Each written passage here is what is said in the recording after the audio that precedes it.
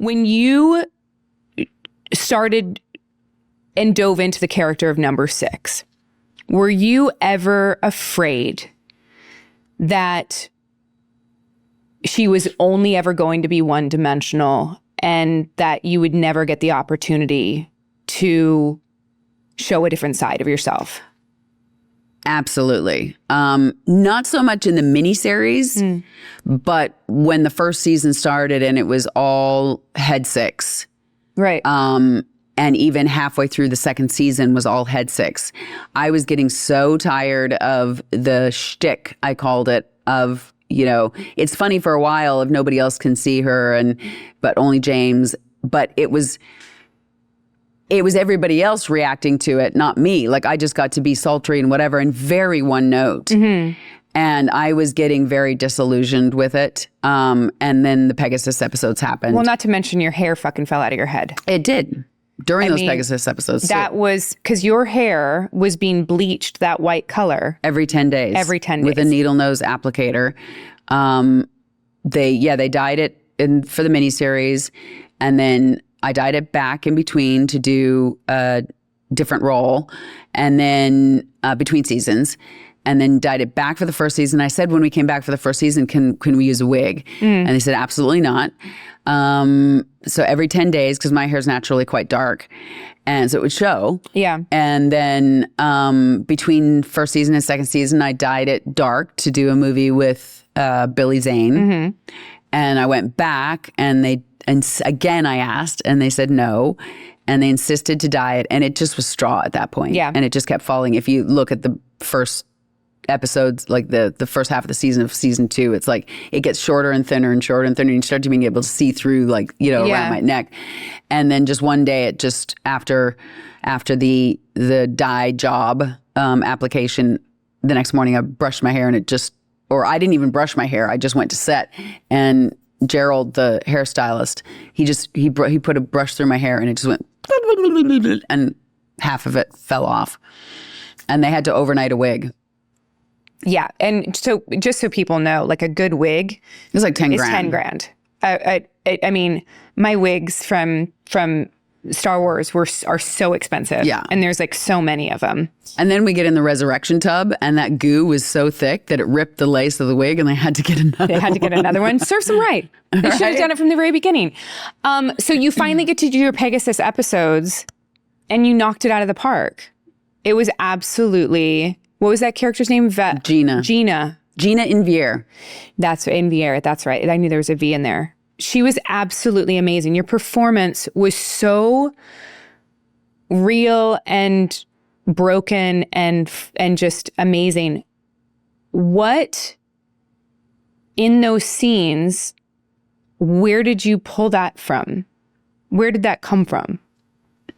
I had watched a couple of movies or parts of movies of, I wanted to bring a PTSD aspect to this character. I had emailed or talked to Ron Moore about it. I was like, I like the idea that it's not just her body's broken from the torture, but it's also her spirit and her mind. And I wanted to follow that through in later episodes with that. I can't remember what the name of the fantasy ship was called, but where Baltar hid her out. Right. And until she ultimately commits suicide and blows that ship up. But anyway, she was part of the resistance or something, underground resistance.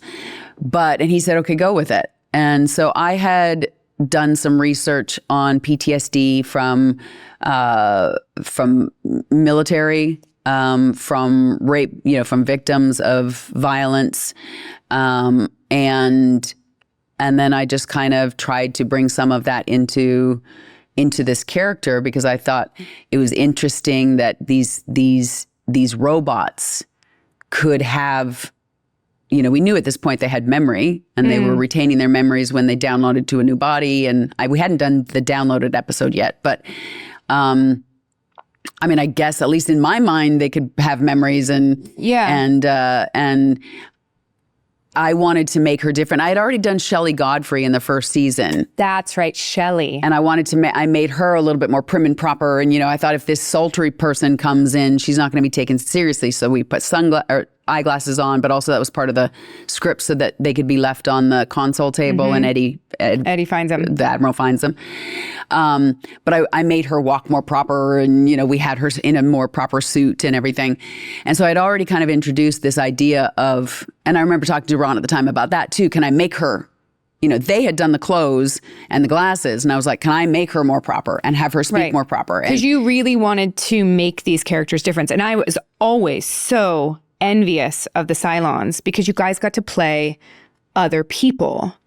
And I just had to go to work and play Starbuck every day. Yeah, but you played Starbuck, and Starbuck had such rich storylines to begin with. True. Like, if I was just Head Six the whole time, it would have been a very different experience. But once Gina, I had kind of forgotten about Shelley, but that was a one-off. But once Gina came around, then I was like, okay. And I didn't often have them until like the last season. Then I had Natalie and Sonia. Yeah. Natalie was she was trying to broker a peace between the Cylons and the humans toward the end, when some of the Cylons were on the Galactica and trying to help them. And so, yeah, I mean, with that was my first kind of introduction. And I remember David Icke, one of the producers, after the Gina episodes, after the Pegasus episodes, he sent me an email complimenting me and saying like, wow, you know, you knocked it out of the park. I didn't know you had it in you. And I remember saying to my husband at the time, I'm like, it's because you guys didn't write me anything. Like, you just let me be the sultry, like, pop over the edge of the chair and like, Baltar. Like, you know, you didn't let me do anything else. You didn't challenge me. Yeah. No, absolutely. So, you know, it's not like you can only play the role that's there, and you can try and do the best with the role that's there, but you also can't all of a sudden have this sultry role be, you know, be a goof or be a whatever, right? Like, yeah.